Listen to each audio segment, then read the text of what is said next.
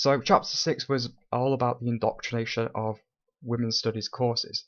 This is now chapter 7, whereby she talks about how the faulty reports / news coverage in 1991 about lack of confidence of girls because boys aspire to be things such as rock stars and football players and such, and so girls had a quote glamour gap despite those aspirations of those boys being unrealistic. Nevertheless, the reports from the coverage of 1981 led to, as Sharon Schuster explains, I quote, there was an impressive and overwhelming commitment by the leaders to address the needs of girls and young women, end quote. The media seems to not scrutinize the findings, it was just unanimously accepted. Quote, the journalists and their readers, the concerned politicians and their constituents, did not know that the AAUW, which is the body that did the study, is yet another para-academic organization that has become highly political and ideological in recent years. End quote. She also criticizes, Somers, criticizes it for its misleading definition of self-esteem, as self-esteem that the girls supposedly lacked may not actually measure self-esteem at all, but instead humility or lack of. The result of the report, however, meant that girls got to take a daughter to work day and boys, however, did not. In chapter 8, she continues, she says the study, despite being faulty, resulted in a $360 million gender equity in education bill. This is despite, and I quote, studying transcripts of 1982 high school graduates, the Department of Education found girls outperforming boys in all subjects from math to English to science. It also found that in all racial and ethnic groups, females were generally more likely than males to report their parents wanted them to attend college, end quote. The chapter talks about how boys are failing and are being punished more than girls in, say, in classrooms, more likely to be disciplined, etc., particularly by female teachers. The Wellesley report claimed that there was a systematic bias in the education against girls. This was based on how boys got more attention. However, the attention that the boys got was often negative, i.e. discipline. Suppose, and I quote, suppose indeed that teachers do call on boys more often. There is no clear evidence that girls lose because of that. Girls are getting the better grades, they like school better, they drop out less, and more of them go to college. If teacher attention was crudely to be correlated with student achievement, we would be led to perverse conclusion that more attention causes poorer performance, end quote. In chapter 9, she goes into depth of lies of domestic violence.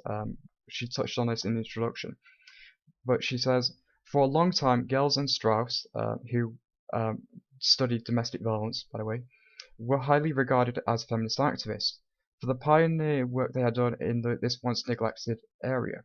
But they fell out of favor in the late 1970s because their findings were not informed by the battery is caused by patriarchy thesis.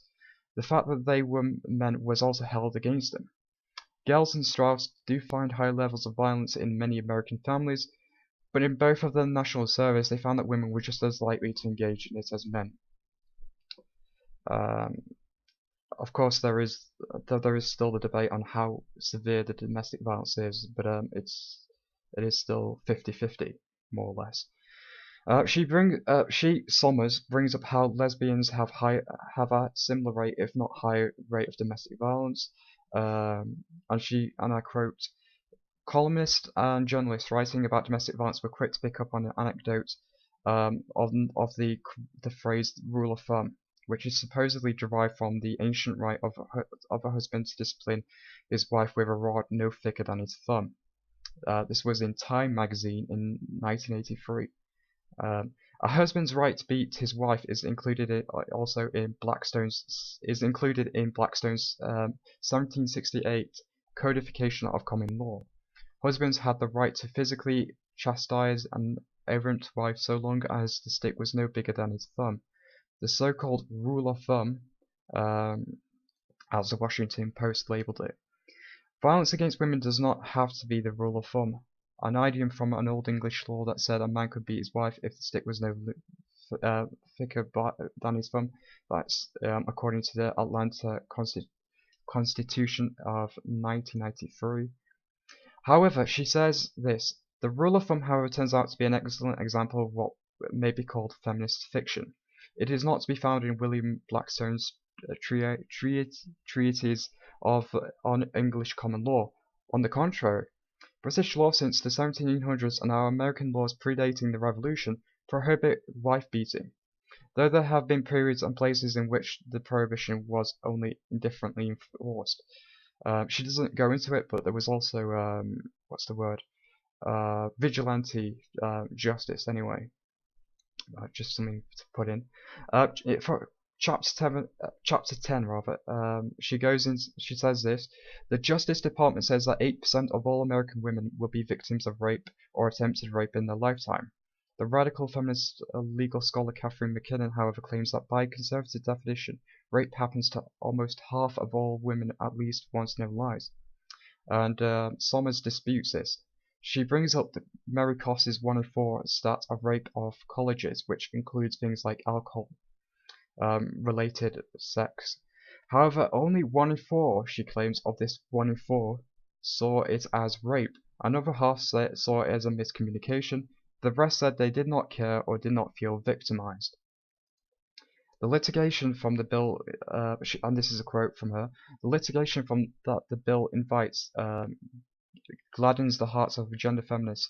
If we consider that a boy getting fresh in the backseat of a car may be prosecuted both as an attempted rapist and as a gender bigot who has violated his date's civil rights, we can see why the Title III position is being hailed by radical feminists like Catherine McKinnon and Andrea Dworkin.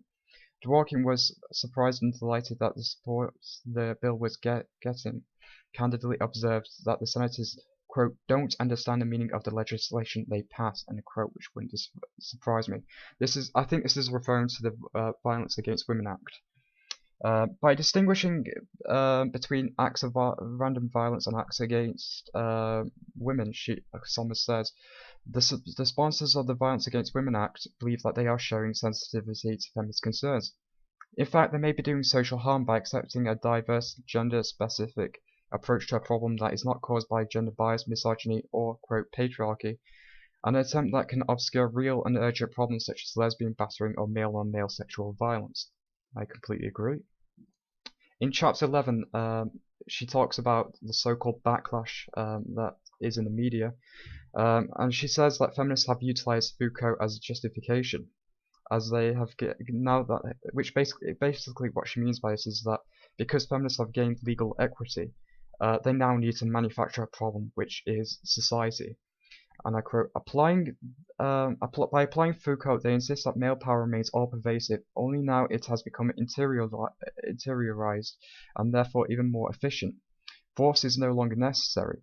In effect, they have adopted Foucault's discourses to argue that femininity itself is really a discipline that continues to degrade and oppress women, even those in the so-called free democracies, e.g. the male gaze.